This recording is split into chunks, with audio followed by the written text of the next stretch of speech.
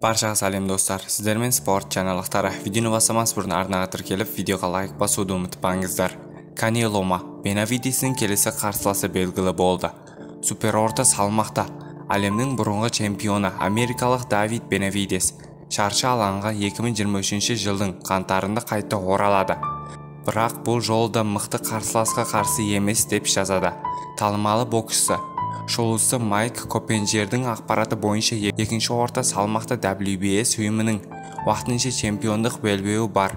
Benavides'ның қарсыласы Венесуэла елінің өкілі Хосе Ускатеге болады. Негізі бұл боксшылар былтыр кездесу керек болды. Алайда ол кезде Хосе коронавирус жұқтырып алды. Биыл Benavides бір ғана кездесу өткізді. Мамыр айында ол канадалық Давид Лемемемен жолығып 3-ші раундта нокаутпен жеңіске жетті. Ускатеге де соңғы рет мамыр айында жұдырықтасты. Мексикалық Филиппе Ромероға қарсы кездесуді ол 2-ші раундта қарсыласын нокаутқа түсірді.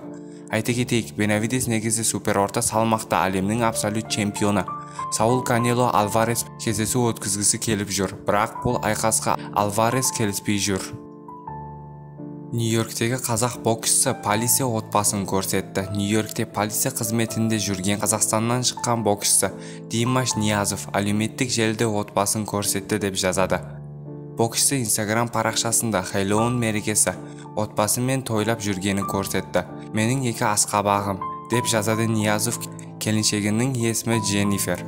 Еске салайық, Димаш Ниязов соңғы рет ринге 2021-жылдың ақпан айында шығып, Джонатан Годеоның жеңген еді. Сіздермен спорт жаңалықтары болды. Арнаға тіркеліп, видеоға лайк басуды ұмытпаңыздар.